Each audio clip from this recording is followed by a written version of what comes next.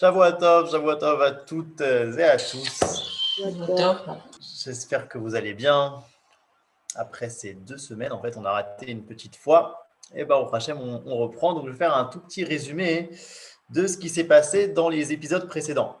Alors, le Rambam nous parlait de la partie Agada du Talmud, toujours dans son exposé de la transmission de la Torah orale. Dans la Gemara, dans le Talmud, il y a une partie qui s'appelle la partie Agada, donc les histoires, qu'on appelle aussi le Midrash, qui est une partie qui a été un petit peu délaissée, qui n'a pas été tellement étudiée, etc. Et le Rambam nous dit que c'est extrêmement important, c'est une partie qui est centrale, c'est une partie qui nous finalement enseigne les fondements de la Torah, de la pensée juive, du pourquoi, etc. Il passe beaucoup de temps à nous convaincre et il finit le paragraphe 5, la Piska He, en nous disant, et je vais te donner un exemple d'un propos d'une Agada, donc de Chachamim, qu'on appelle Chazal, Ken, Chachamim Zichronam Livracha, d'un propos comme ça d'une Agada qui a l'air très bizarre, qui à premier lieu on ne la comprend pas très bien, etc. Et tu vas voir, je vais t'expliquer la profondeur qu'il y a dans ces propos pour qu'en fait tu puisses apprendre pour les autres Agadotes que tu comprendras, que tu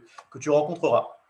Et donc, cette Agada-là, c'est quoi? C'est En le Akadosh Baruch Hu Beolamo et la Arba Amot Shel Halacha. C'est-à-dire comme si, et c'est comme ça qu'il y a marqué, que Akadosh Baruch Hu, Dieu, n'a dans son monde que 4 coudées de Halacha. Et donc, on comprend ça, que c'est extrêmement restrictif. C'est-à-dire, finalement, si tu veux rencontrer Dieu, c'est seulement par le côté un petit peu technique des choses, etc. Et donc, ça a l'air comme ça un petit peu incompréhensible. Qu'est-ce que ça veut dire? Il pose aussi une autre question. Il dit, mais alors, dans ce cas, s'il a que ça dans son monde, alors avant qu'il y ait la halacha, c'est-à-dire avant le don de la Torah, alors Akadosh Baruch Hu, Dieu n'avait absolument rien dans son monde. Et donc, il dit, d'accord, mais pour que je t'explique en fait la profondeur de cette Haggadah, il faut que je te fasse d'abord plusieurs introductions. Et là, on est dans ces introductions. Ces introductions, c'est le paragraphe 6 et 7, donc Piska, Vav et Zaïn. Et donc, on était au milieu du paragraphe 6. Et on a dit comme ça, pour l'instant, dans ce paragraphe, on a dit un axiome que le Rambam pose au tout début, c'est que tout ce qui est créé a un but, forcément. C'est-à-dire, il y a une sagesse divine qui a créé le monde, et donc cette sagesse-là n'a pas de faille, et elle a aussi une volonté, et donc tout ce qui existe a forcément un but.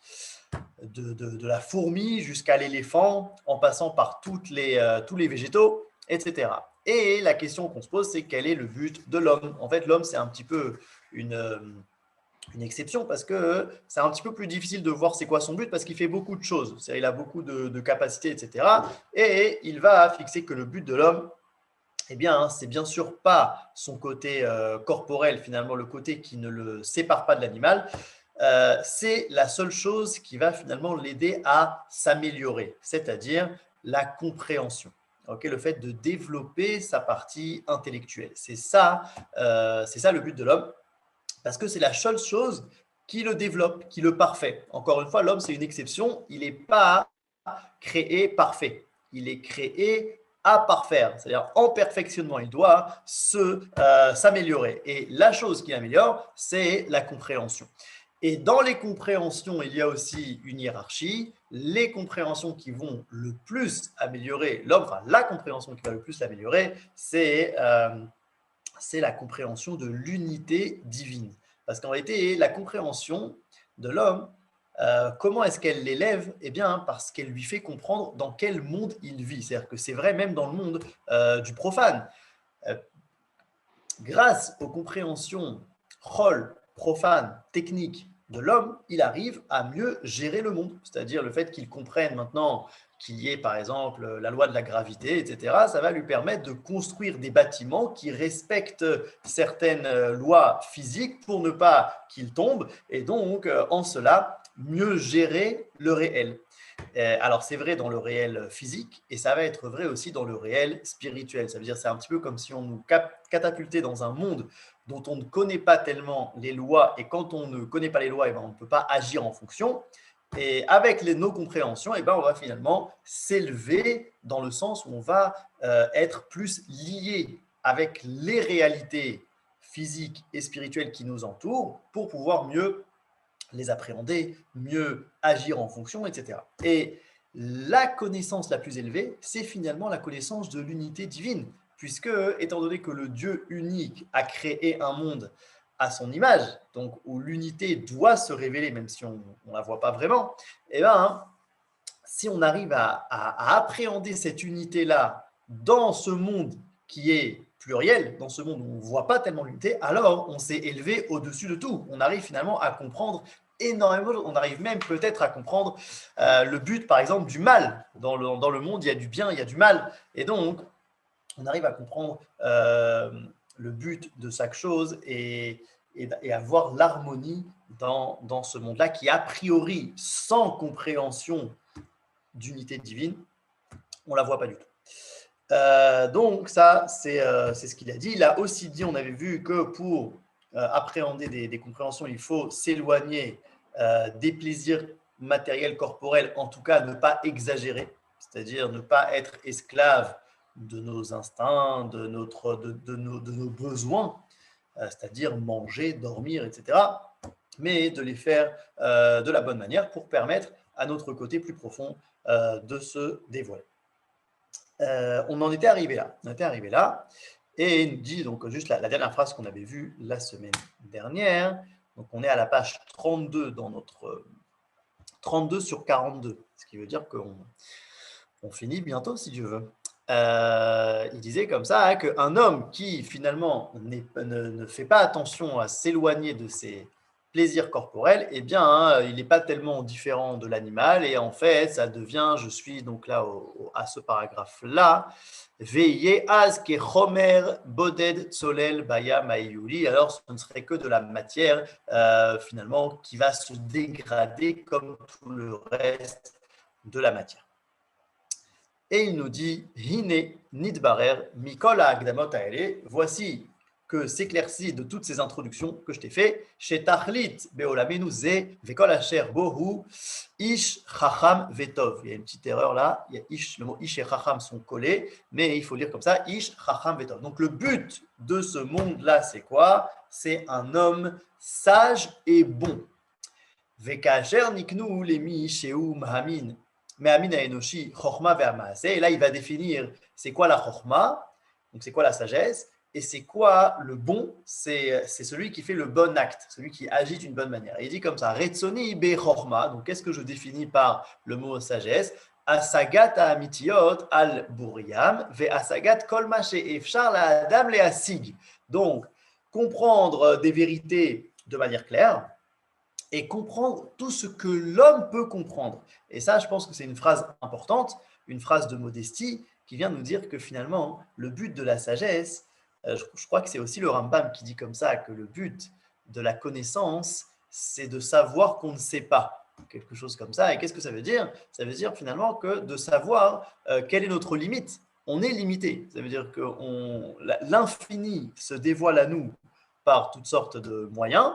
Et il faut essayer au maximum de comprendre ces dévoilements, d'essayer de les appréhender de la manière la plus claire possible, tout en sachant que ce ne sont que des dévoilements et que c'est par ces dévoilements-là qu'il veut qu'on le connaisse, mais qu'en vérité, il y a beaucoup, beaucoup plus à connaître et qu'on n'est pas capable finalement d'appréhender tout l'infini, forcément. Et donc, il dit comme ça, Kolma chez Efchar la Adam la Sik, tout ce que l'homme peut comprendre. Ça, c'est la sagesse. Vea maase, donc l'acte.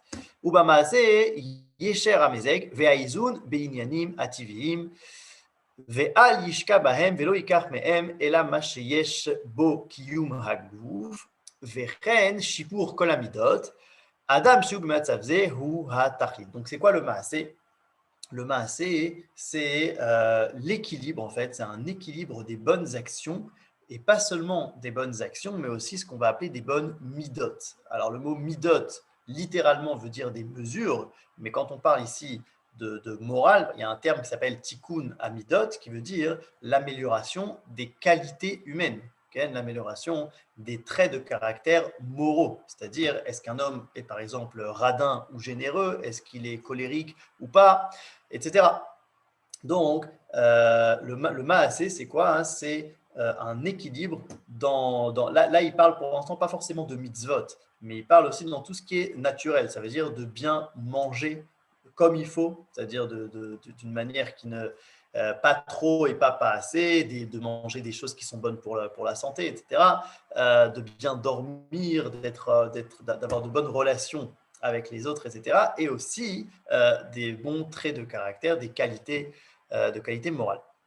Donc, Adam Shioub et Matzavze, c'est-à-dire qu'il y a à la fois la chorma, c'est-à-dire qu'il y a des compréhensions à son niveau, et à la fois les bons actes et aussi les bonnes qualités morales, eh bien, Hu a Tachlit. C'est lui le but du monde.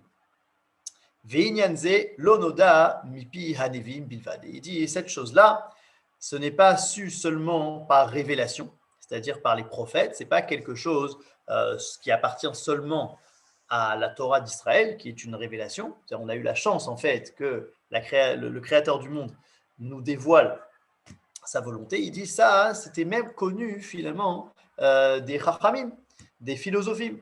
Et là, Gam Chachmei Ha'amim, même les sages des autres peuples, Akadmonim, donc anciens, Av Shelo Raou et Anevim Velo Shamut Ivrehem, même s'ils n'ont pas connu les prophètes, ils n'ont pas entendu les paroles de révélation, de Torah, Gvar Yadou She'en Adam Shalem, et là Im Kalal Achorma Ve'amaase.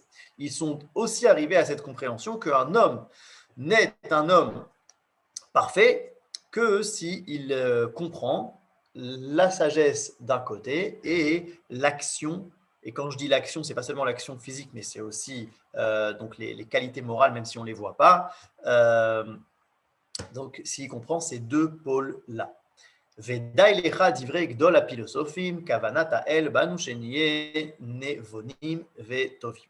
Et il serait assez de citer les propos du plus grand des philosophes.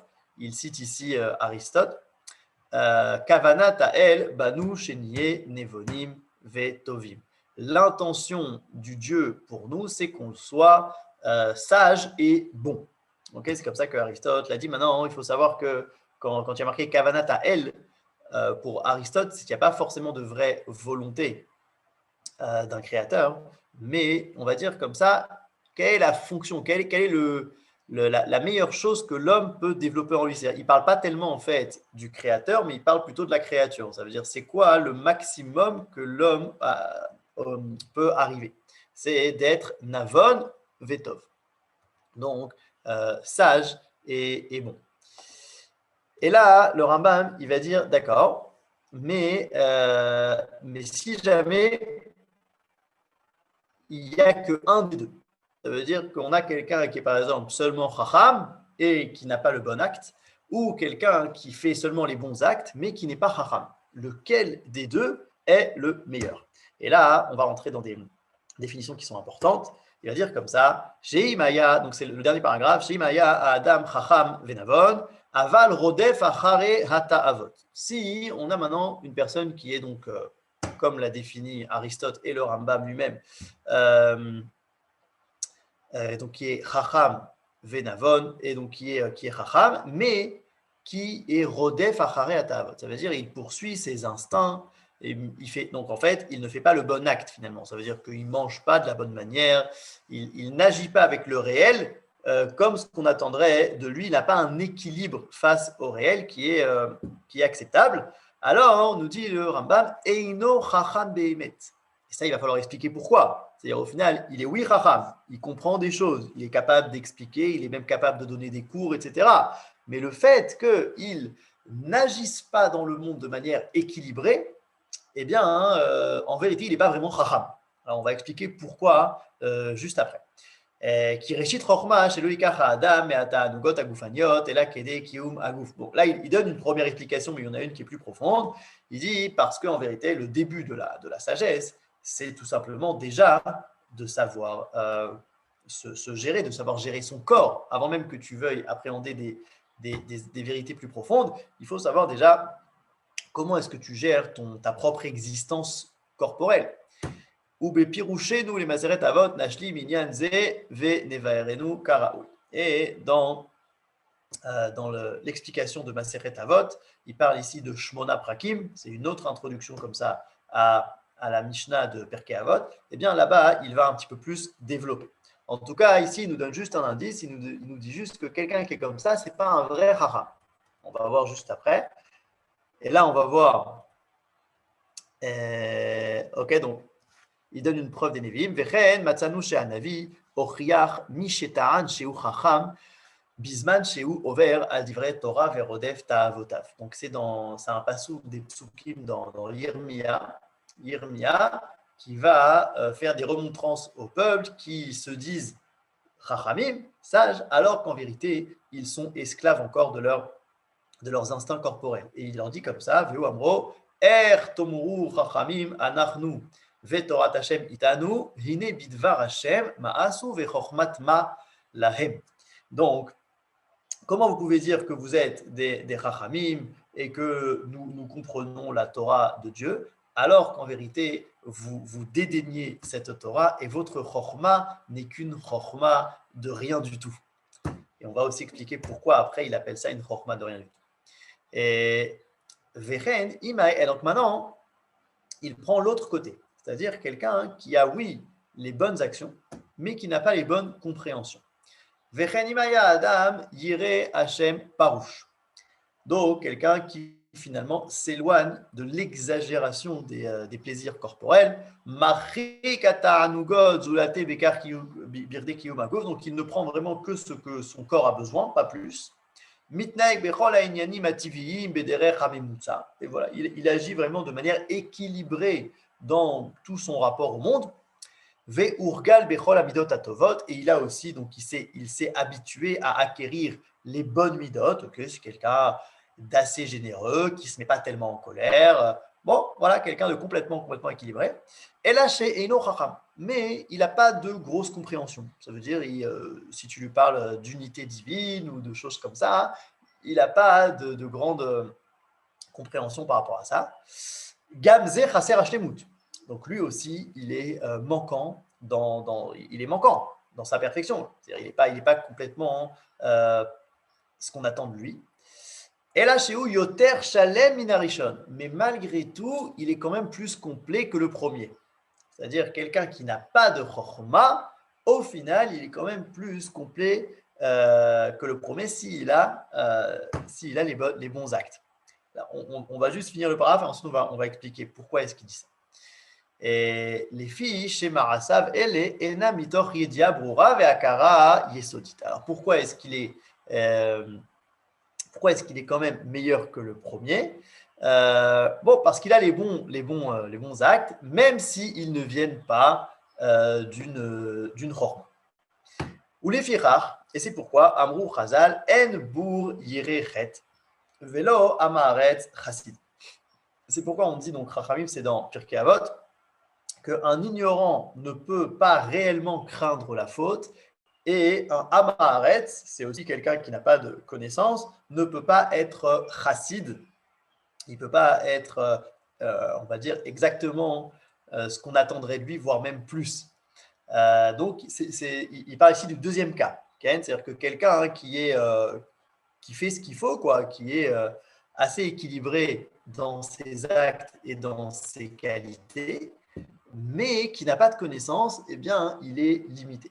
On l'appelle encore Amaharetz, on l'appelle Bourg, ok? C'est-à-dire, bon, il peut pas être Yirechet, c'est-à-dire avoir une réelle crainte, et être Chassid, Kemoshe Bi'an. ומי שאומר על עם הארץ שהוא חסיד, אינו אלא מכחיש דברי חכמים שהחליטו בזה החלטה גבוהה, וגם מכחיש את המושכל. ולכן תמצא הציווי בכל התורה, ולמדתם, ואחר כך לעשותם.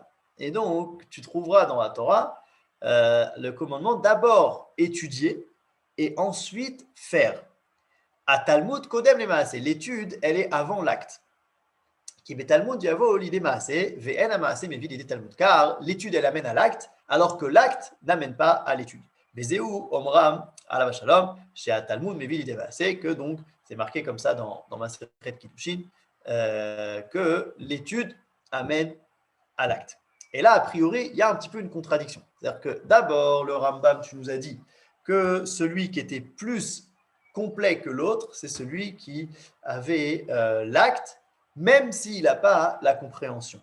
Et après, tu nous dis que dans la Torah, on met l'accent d'abord sur l'étude, donc sur la compréhension, et ensuite sur l'acte. Donc, en vérité, on voit que dans la Torah, la sagesse, l'étude, elle passe avant l'acte.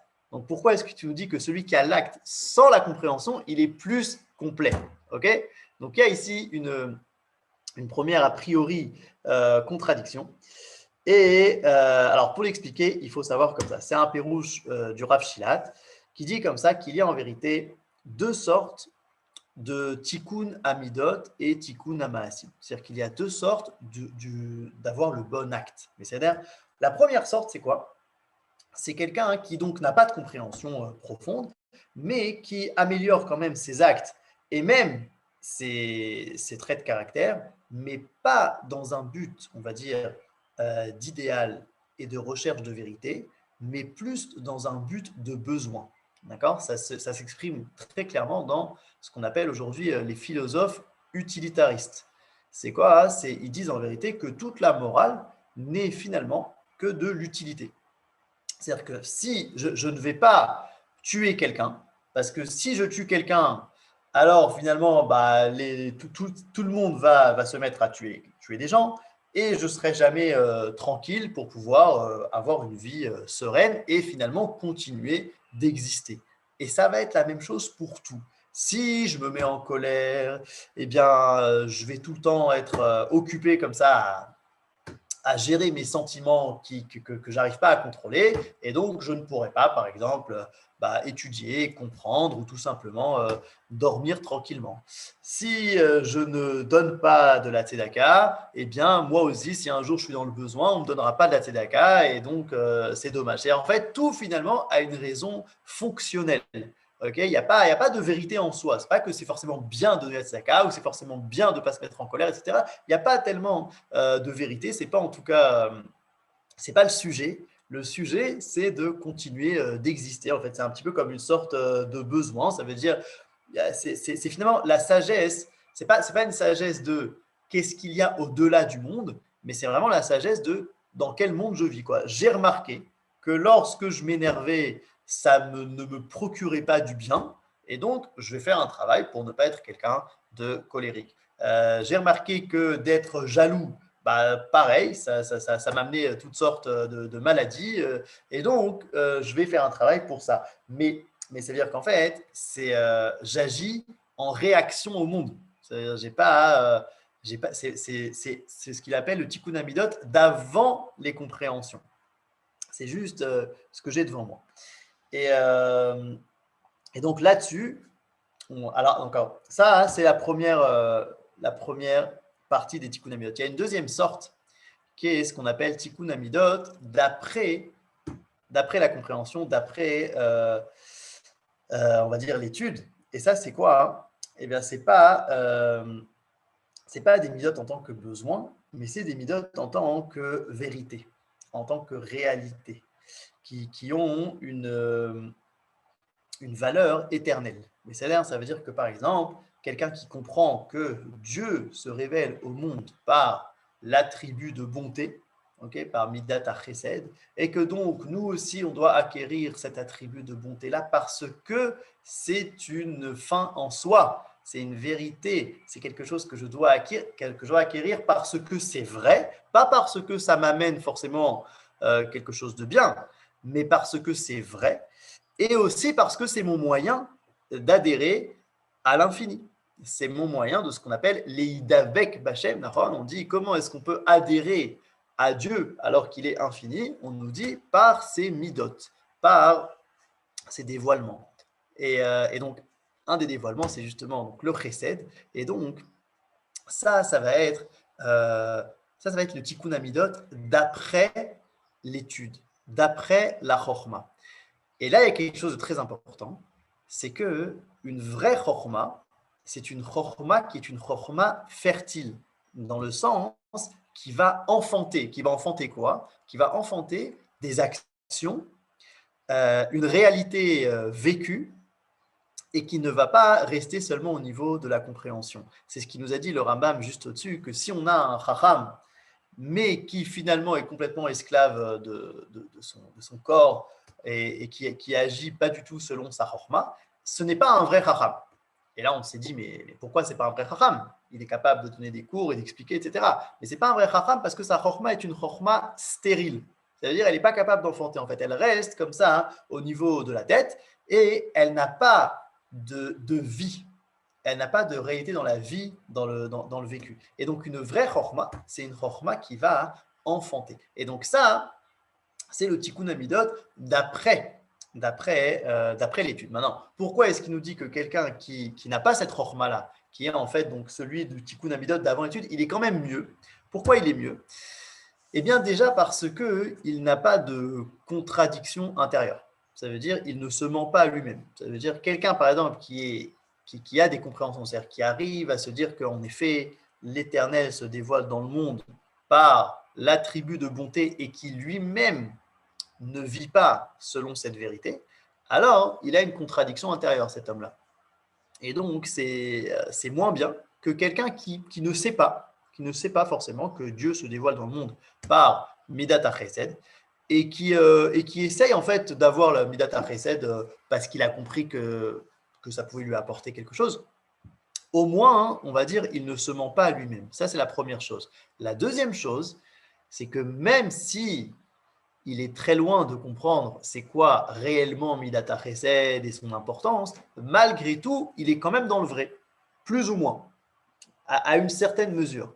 Il est quand même un petit peu dans le vrai. Donc, nous dit le Rambam, bon, bien sûr que lui aussi, Chasser Hashlemut, bien sûr qu'il n'est pas complet, mais il est quand même mieux que le Rishon. C'est ce qu'il nous dit ici. Et là, chez où Yoter Shalem Mina Rishon. Donc, parce qu'il n'y a pas au moins d'hypocrisie, de mensonge, et il n'y a pas donc de sagesse stérile, et il est aussi un petit peu dans le vrai. Et pourquoi je dis qu'il est un petit peu dans le vrai? Parce que, imaginez-vous la différence entre quelqu'un qui fait du chesed, parce qu'il se dit que bon, bah, c'est ça qu'il faut faire pour ne pas que tout le monde me tue. Et donc, bah, forcément, son enthousiasme dans le chesed, il est assez limité. Son envie de le faire, elle vient pas d'une motivation très élevée. Et sa manière de le faire aussi va être finalement seulement selon sa compréhension. Alors que quelqu'un qui se dit que Midat HaChesed, c'est ce que Dieu veut dans le monde, ça va être beaucoup, beaucoup, déjà plus vécu avec enthousiasme et joie dans sa personne même, mais même ça va être aussi beaucoup, beaucoup plus large, parce qu'il y a plein de cas où Midat HaChesed, elle n'est pas forcément évidente. Et donc, quelqu'un qui ne cherche pas à élargir sa compréhension de Midat HaChesed, eh bien, elle va rester forcément très, très réduite. Alors que quelqu'un qui se dit non, c'est quelque chose d'important, c'est une vérité, c'est un idéal divin, eh bien, hein, cette personne-là, il va faire Midat HaChesed d'une manière bien, bien plus élaborée. Imaginez-vous la Midat HaChesed de Avraham Avinu, qui donc, même après avoir subi la Brit Mila à l'âge de 99 ans, le troisième jour, celui qui fait le plus mal, etc., il est comme ça à la porte de sa tente à attendre des gens pas forcément sympathiques pour qu'ils se reposent chez lui et les inviter, etc. C'est une Midat HaChesed qui dépasse complètement tout entendement et qui est beaucoup plus grande que quelqu'un qui ferait ça juste voilà, par besoin utilitaire. C'est vrai aussi dans plein de cas. Par exemple, je ne sais pas, il y a des fois où Midat HaChesed, c'est pas tellement évident. J'avais vu un pérouche comme ça, que par exemple, à Pessah, il y a marqué que c'est comme ça qu'on commence la Haggadah. Kol, Ditzrir, Yate, Veyochal, tout celui qui a besoin, ou qui est dans le besoin, qui vienne et qu'il mange à la maison. D'ailleurs, j'avais toujours eu une question à ce propos-là, c'est pas complètement lié, mais c'est peut-être un petit peu hypocrite de dire ça. Ça veut dire que si vraiment on veut inviter des gens chez nous à Pessah, il fallait le faire avant. Ça veut dire c'est pas maintenant, une fois que tu as prévu exactement le bon nombre de couverts, que ta porte elle est fermée à clé, que tu vas dire oui, tout celui qui est dans le besoin, qui vienne et qui mange. Ça paraît un petit peu bizarre. Alors j'avais vu une explication, j'avais entendu du Rav Eli Bazak qui dit que en effet, c'est vrai que tu ne peux pas forcément inviter tout le monde. Mais c'est très important de le dire parce que tu veux inviter tout le monde. C'est-à-dire que tu aimerais le faire. Tu n'as pas assez de place dans ta maison, tu n'as pas les moyens techniques pour inviter tout à Israël, mais en tout cas, tu dois le vouloir. Et ça, c'est important. Tu dois le vouloir. C'est-à-dire que quand on commence Leila Seder, quand on commence à fêter la naissance de Ham Israël, la première chose qu'on rencontre, c'est Midat HaChesed. Mais c'est bien.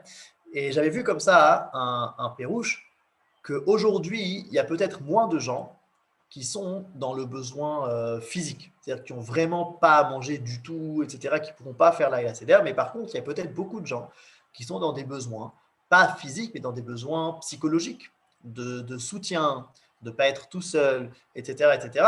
Et là aussi rentre Midat HaChesed.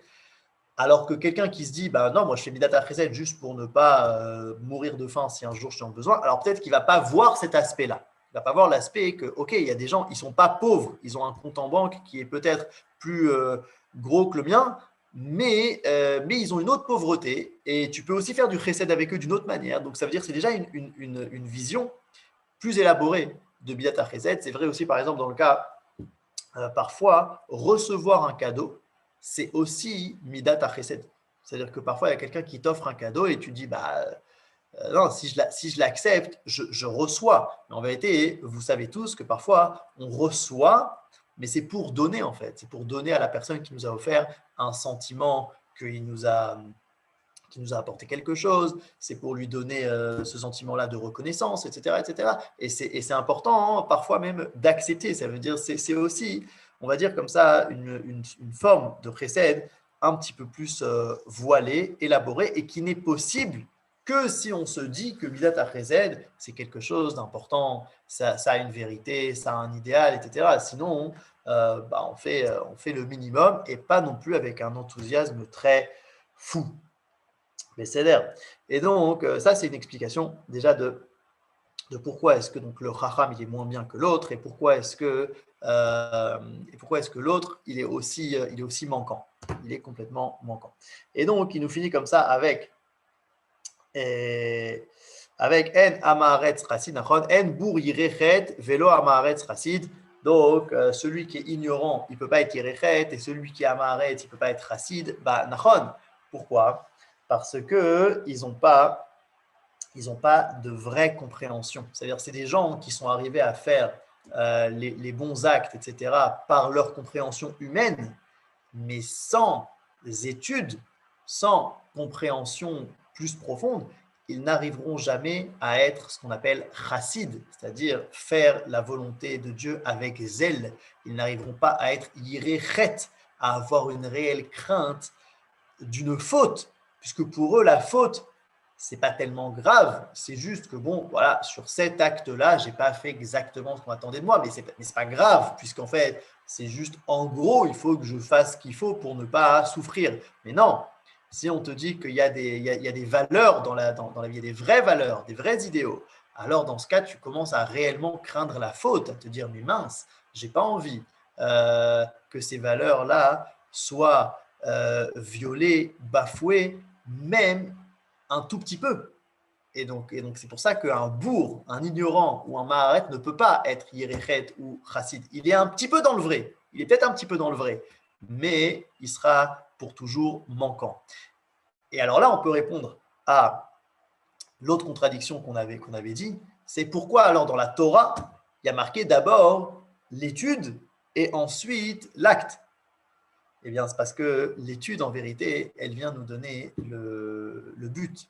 Ça veut dire que quand il y a marqué d'abord Ulmad Tem et ensuite la Sotam, c'est parce qu'on veut d'abord nous dire surtout de ne pas se contenter de faire le minimum vital, okay, juste pour ne pas souffrir et continuer d'exister. Mais non, ça veut dire qu'il faut absolument arriver aux réelles valeurs qui ont une vraie réalité, qui ont une vérité. Et c'est pour ça qu'on dit d'abord Ulmatem. Ulmatem, ça veut dire qu'il faut avoir une étude et une vraie étude, une vraie sagesse, une sagesse qui est donc fertile. Ken, c'est ce qui a marqué chez Talmud, Mevi l'idée Maasé. Ça veut dire que les compréhensions, elles sont censées engendrer chez nous, enfanter chez nous des actions et un vécu. Le fait de faire du chesed comme il faut et le fait aussi de vivre du chesed comme il faut. Okay, c'est ça qu'on dit que d'abord Ulmatem, c'est ça le but, c'est vers là qu'on doit aller. Et ensuite la Sotam, ça veut dire qu'il faut que les actions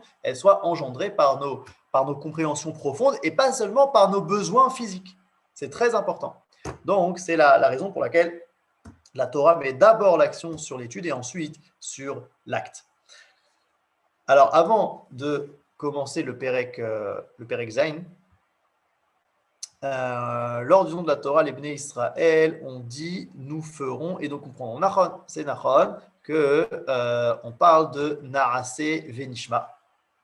Et donc, pourquoi est-ce que la Torah nous dit qu'il faut d'abord l'ilmod et ensuite faire? On va dire que les Bnei Israël, lorsqu'ils disent Naaseh Venishma, je pense que ça va être lié à ce qu'on va voir à la fin. Ils disent on veut justement, on est juste avant le don de la Torah, on veut connaître ces actes-là, les bons actes à faire, les actes qui représentent des idéaux. Ça veut dire, quand on dit Naaseh Venishma, ça veut dire on veut faire les mitzvot. C'est quoi les mitzvot? Les mitzvot, c'est des actes qui représentent justement les idéaux divins. Et c'est ça qu'on veut faire, ça qu'on veut arriver. Et même si on n'arrive pas à comprendre tout de suite pourquoi, etc., on veut avoir ça. On veut arriver au but en vérité aussi. On veut arriver donc à avoir ces actes-là qui représentent les bonnes compréhensions. Mais on reparlera de ce Naaseh Venishma. Alors juste avant qu'on passe au Perek Zain, juste une question qu'on pourrait se poser, parce que avant ça peut-être, je vous rappelle que le Rambam a dit que on est en train d'expliquer pourquoi En le Akadosh Baruch Hu Beolamo et la Arba Amot Shel Halacha. Pourquoi? Qu'est-ce qu'il y a de profond dans cette Agada? Et il nous dit comme ça que finalement, quand on regarde cette Agada au début, on a l'impression que ça vient réduire Akadosh Baruch Hu. Voilà, si tu veux connaître Akadosh Baruch Hu, c'est seulement dans le côté technique. Et là, en fait, qu'est-ce qu'il nous explique? Il nous explique que la réelle Chokhma, la réelle sagesse, c'est celle qui a des conséquences sur le vécu de l'homme. Et comment on appelle cette sagesse-là? Eh bien, on l'appelle la halacha. C'est quoi la halacha finalement? La halacha, c'est l'acte précis qui vient de compréhension profonde. C'est ça la réelle halacha. Et donc, lorsqu'il y a marqué En lo le Akadosh Baruch Hu et la arba amot shel halacha, si tu veux rencontrer Dieu, c'est justement dans la halacha. En vérité, de manière extrêmement condensée, il vient te dire quel est le but de l'homme. Il a défini que le but de l'homme, c'était d'être un ish chacham vetov. Qu'est-ce qui exprime le chokhma, la chokhma et le tov, c'est-à-dire le maasé? Eh bien, c'est la halacha. C'est-à-dire que lorsqu'il y a marqué si tu veux rencontrer Dieu, c'est seulement dans la halacha, en vérité, ça vient dire sache que le but de l'homme, c'est d'être un vrai chacham qui engendre des bons actes. Et ça, c'est le maximum auquel l'homme peut arriver. Donc en fait, c'est un peu l'inverse, c'est-à-dire que d'une compréhension qui dit bon bah voilà, il n'y a rien à faire, à Akadosh Baruch Hu, tu peux le rencontrer que dans la technique. En vérité, c'est des propos qui viennent nous dire quel est le but de l'homme. C'est là, alors là, il n'a pas encore dit complètement qu'il a expliqué en fait En lo le Akadosh Baruch Hu beolamo et l'arba amot shel halacha. Il va le dire à la fin du paragraphe 7, mais on peut déjà le comprendre. On peut déjà le comprendre qu'en vérité, une fois qu'il a expliqué que le but de l'homme, c'était d'être chacham vetov, ça s'exprime finalement dans un concept qu'on appelle la halacha. Et comment est-ce qu'on faisait ça avant Matan Torah? Eh bien, même avant Matan Torah, il y avait un concept d'aller dans les voies de Dieu. C'est ce que Dieu dit à Noach. Il y a marqué aussi Avraham, Italech lefanai, ça veut dire la halacha, ça vient du mot alicha, le fait d'aller. Et le fait de chercher les compréhensions des dévoilements de Dieu, mais qui vont exprimer des actes dans le vécu, ça s'appelle la halacha. Ça s'appelle la halacha. Et donc ça, c'est quelque chose qui existait même avant Matan Torah. Matan Torah, hein, c'est un grand cadeau. C'est comme si au lieu qu'on cherche les choses tout seul, aussi un petit peu par lien avec Hachem, par prophétie, etc., on nous a donné déjà les bons actes. Mais même avant ça, ça existait. Ça existait chez chez Avraham, Yitzhak et Yaakov, d'essayer de comprendre un petit peu les voies divines et d'en déduire la bonne manière de se comporter dans le réel, pas parce que ça m'apporte quelque chose, mais parce que c'est vrai, parce que ça a une valeur. Ça a existé même avant Matan Torah. Et maintenant, on peut se poser la question, si réellement, donc selon le Rambam, le but de l'homme, c'est d'être Acham Vetov, et donc de connaître, d'avoir une compréhension de l'unité divine, alors comment est-ce que ça s'exprime dans les mitzvot, dans les 613 mitzvot? Est-ce qu'il y a là-bas une mitzvah comme ça? Parce que si c'est le but de l'homme, il faudrait quand même qu'il y ait une expression dans les mitzvot. Et il y en a une. Il y en a une. Le Rambam a écrit, comme vous le savez, le Mishneh Torah. Mishneh Torah, hein, je pense que c'est le plus grand livre de halakha qui existe. Donc 1000 chapitres qui parlent de toutes les halakhot. Et il a écrit en hébreu, alors que le texte que nous on étudie, le Rambam, lui, il a écrit en arabe, parce que c'était la langue la plus parlée à l'époque. Mais parce que c'est ces textes de pensée. Il les a écrits en arabe pour que le maximum de gens puissent les lire. Mais par contre, les textes de halachot, qui sont basés donc sur la Gemara, etc., il les a écrits en hébreu. Donc ça, pour le coup, c'est réellement le langage du Rambam. Et il commence son livre de halacha, donc son Mishneh Torah, avec ce qu'on appelle les halachot yesodei HaTorah. Ilchot yesodei HaTorah. Donc les halachot des fondements de la Torah. Et la première halakha, elle est comme ça. Yesod ha yesodot, ve'amud ha-chochma, leida sheyesh sham matsui rishon, ve'u mamtzi kol nimtza, ve'chol ha-nimtzaim mishamaim va'aretz, u'ma shebenehem lo nimtzeu ela me'amitat hi matzu. Donc, le fondement de tous les fondements et la base de la sagesse est de savoir qu'il existe une première cause, donc Dieu. Et c'est lui qui a créé tout ce qui existe, que ce soit les existences dans le ciel ou sur la terre, et entre les deux, et rien n'a de vérité et d'existence qui ne viennent pas de lui. Okay, vous pouvez voir les lettres en gras. Yesod à Yesodot, Ve'amud à Chochma, ça fait Yutke, Vavke.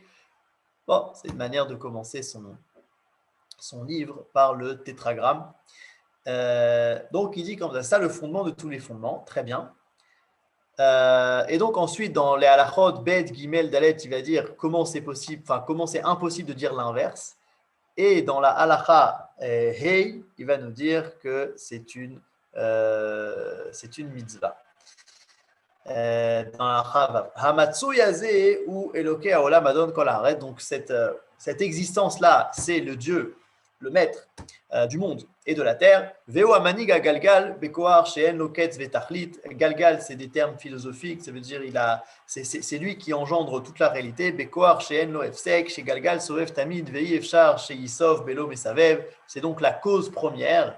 Veu baruchu amesayev oto belo yad belo guf et alachavav veyediat davar ze mitzvat ase. Et la connaissance, le savoir de cette vérité-là, c'est une mitzvat ase. C'est un commandement positif, donc un des 613 commandements. Sheneemar Adochi Hashem Elokecha. C'est en vérité le premier des 10 commandements, okay, des 10 paroles. En général, on se pose la question, mais il y a marqué Anochi Hashem Elokecha Asher Otzetira Me'eretz Mitzrayim. Je suis donc Yudke Vavke, ton Dieu qui t'a fait sortir d'Égypte. Et on se dit, mais si on appelle ça les 10 commandements, alors il est où le commandement dans la première parole? Bon, premièrement, on n'appelle pas vraiment ça les 10 commandements, on appelle ça les 10 paroles. Très bien. Mais malgré tout, on voit qu'il y en a quand même 9 sur 10 qui sont des commandements, et la première qui a un petit peu une présentation, c'est-à-dire voilà, je suis Dieu qui t'ai fait sortir d'Égypte. Nous dit le Rambam, c'est pas seulement une présentation, c'est aussi donc un commandement, le fait de savoir que il existe donc un Dieu qui est la cause première à tout. Et ça ne s'arrête pas là. C'est pas seulement le fait de savoir qui est important. Il y a 3 autres mitzvot dans cette réalité-là de Chacham. Quelqu'un qui est Chacham Vetov, il doit avoir 4 choses. Donc la première, c'est cette connaissance. Et regardez la mitzvah. Donc voilà, donc tout celui qui pense qu'il y a un autre Dieu à part celui-là, over belo tarase. Il fait donc il transgresse un commandement négatif. Chez Neymar, lo yelecha elokim acherim al panay. C'est ce qui est marqué dans le 2e commandement. Vechofer baikar, chez Zéou aikar agadol, chez Akol talouibo. Donc il contredit, c'est un hérétique concernant ce principe-là, qui est finalement le principe dont tout dépend. Alachazain, Eloa, ze echad hu ve'en shnaim, velo yeter al shnaim. Donc, ce Dieu-là, il est un, ok, et pas deux, et même pas du tout, même composé. Et là, echad. Chez en ke yichudo, echad mina achadim animsaim ba'olam, il n'y a pas d'unicité comme la sienne. Lo echad kemin sheu kolel achadim arbe, c'est pas un comme tu dirais, il y a plein de choses, comme il y a un livre, mais en vérité il y a plein d'autres livres. C'est pas de cette unité-là qu'on parle, on parle vraiment de quelque chose de complètement unique. Velo echad kegouf sheu nechlak les machlakot veliktsavot, et pas non plus comme une unité, mais en vérité tu pourrais le diviser en d'autres choses, comme par exemple un corps. Un corps, il a des bras, il a des jambes, etc. Non, c'est une unité aussi qu'on ne comprend pas comme ça. Et là, yichud shen yichud acher kemoto baolam veyediat davar ze mitzvah taseh. Et c'est aussi une mitzvah de savoir cette chose-là, comme il est dit Hashem Elokeinu Hashem Echad. Ok, donc de là, on apprend aussi le fait de savoir l'unité de Dieu, c'est aussi une mitzvah. Et il y a encore 2 autres mitzvot, cette fois elles sont dans le Perek Bet, toujours de Yesodé à Torah. C'est la Ael Anichbad ve'anora hazeh mitzvah le'avo ve'le'yir'a oto shenemar ve'afta et Hashem Elokecha ve'ne'emar et Hashem Elokecha tira. Donc ce Dieu-là, il y a une mitzvah de l'aimer et de le craindre, comme il est dit ve'afta et Hashem Elokecha et Hashem Elokecha tira. Et donc Dieu, tu le craindras. Et donc là, c'était juste pour dire que si le Rambam a défini que le but de l'homme était d'être Chacham Vetov, et donc c'est quoi Chacham? C'est d'avoir des compréhensions concernant HaKadosh Baruch Hu, c'est-à-dire comprendre qu'il est un, comprendre qu'il existe, comprendre qu'il est un, qu'il a créé le monde, et qu'il faut l'aimer et qu'il faut le craindre. Alors on peut se poser la question, d'accord, mais où est-ce que c'est écrit dans la Torah? Est-ce qu'il y a une mitzvah comme ça? Et donc la réponse est oui. La réponse est oui, il y a des mitzvot, il y a des psukim, ça fait partie des 613 mitzvot. Si on les transgresse, ça fait partie des lotas, des mitzvot négatives. Donc voilà, le même Rambam nous l'amène aussi de manière concrète dans son Mishneh Torah. Et donc dans la Halakha, il pose une question et il dit comme ça, comment est-ce que c'est quoi le chemin? Quelle est la manière de l'aimer et de le craindre? Et il nous dit comme ça, Beshara sheyidbonen adam bemarasav uvruav aniflaim agedolim ve'yir'e mehen chochmato she'en la erech velo ketz miyad u'oev u'meshabeach u'mefaer u'mitave ta'ava gedola leida Hashem agadol. Donc comment est-ce qu'on l'aime et on le craint? Eh bien, au moment où, en fait, comment, c'est une autre phrase qui dit, c'est selon la connaissance arrive l'amour. Okay, donc, on a une mitzvah d'aimer et de craindre, donc en fait, que soit engendré en nous des sentiments d'amour ou des sentiments de respect et de crainte. Comment est-ce qu'on arrive à engendrer ces sentiments-là en nous? Bien, c'est par la réflexion. C'est-à-dire au moment où l'homme, il réfléchit Adam Bemarasav ou Brouav dans les actes, les créations incroyables, magnifiques de Dieu. et qu'il commence à appréhender un peu toute la sagesse, toute la chorma qu'il y a dans la moindre petite chose, dans la moindre petite fleur, moindre petite fourmi, etc., alors ça va engendrer chez lui, alors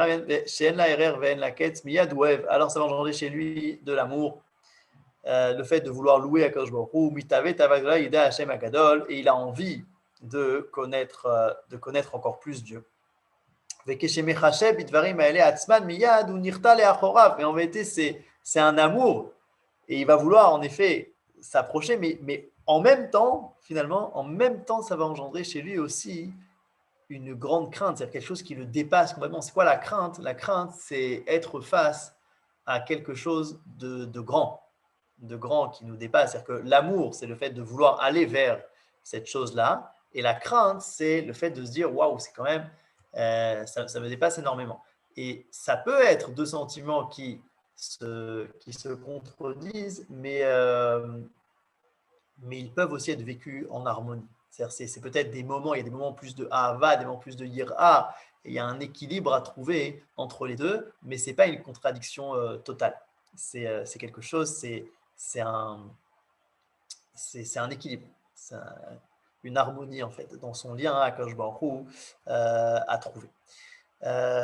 Besséder.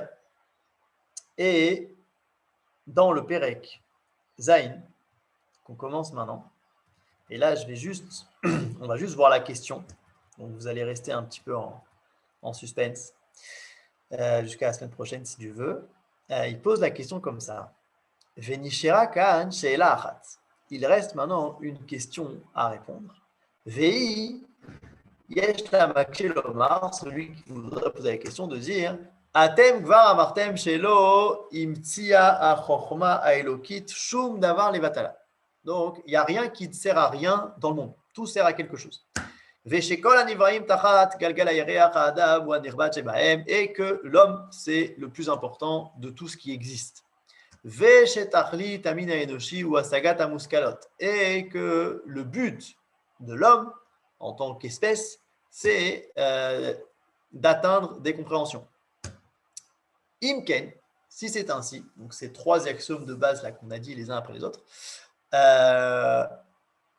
alors, Madoua, Imti Hashem Kol Bnei Adam She'einam Mesigim Muskala. Alors, à quoi servent, pourquoi est-ce que Dieu a créé énormément de gens qui finalement n'ont pas de compréhension, n'arrivent pas en fait au but qu'on attend d'eux. ואנחנו רואים שרוב בני האדם ריקים ממדע רודפי התאוות והאדם המלומד, donc החכם, הפרוש, נדיר ופילי, לא ימצא אלא יחיד באחד הדורות. Et donc en réalité, le but du monde, c'est donc un chacham vetov, et en fait on voit que quelqu'un comme ça, c'est extrêmement rare. C'est extrêmement rare, il y en a très peu, par génération même. Et alors là, on pourrait déjà se poser la question, mais enfin, je veux dire, les gens ont le libre arbitre. Ça veut dire que si maintenant quelqu'un voulait être Chacham Vetov, il pourrait. Donc, ce n'est pas parce qu'il y a beaucoup de gens qui choisissent de ne pas l'être que c'est forcément une question, une contradiction. Et donc, il va nous dire le Rambam que c'est au niveau statistique, c'est un problème. Ça veut dire que c'est vrai, tout le monde a le libre arbitre, etc. Mais malgré tout, pourquoi est-ce que Dieu a fait en sorte que statistiquement parlant, il y ait très peu de gens qui atteignent le but? Et à quoi servent les autres? Et donc là, il va nous donner deux réponses qu'on verra la semaine prochaine, qui sont que même si certaines personnes n'atteignent pas le but final, malgré tout, ils servent à quelque chose quand même, on va dire, au niveau collectif. Mais ça, Bezrat Hashem, on en parlera plus la semaine prochaine. Dommage. C'est l'air. Il y a des questions dans le chat. Dans mon langage, je parle de loi d'amour. Est-ce aussi ce que vous dites en quelque sorte de loi d'amour? Je ne comprends pas bien ce que ça veut dire de loi d'amour. C'est une halakha d'aimer Hachem. Et la question est, mais comment est-ce qu'on peut commander à quelqu'un qui aimait? Et la réponse, c'est qu'on peut commander à quelqu'un qui aimait en vérité. C'est-à-dire que si on peut engendrer chez nous un certain amour, en tout cas un amour pour Dieu. C'est-à-dire que par nos compréhensions, on peut engendrer chez nous un sentiment d'amour. Et c'est ça le… Oui. Excusez-moi. Ce que je voulais dire, en fait, c'est que la loi étant la limite qui permet de contenir l'essence qui va permettre de développer l'amour. Sans loi, il ne peut pas y avoir d'amour.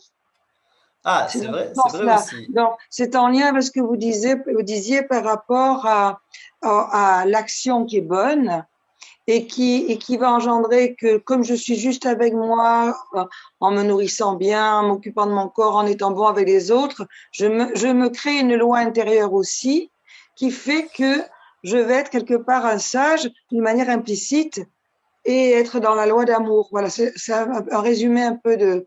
C'est un résumé, évidemment.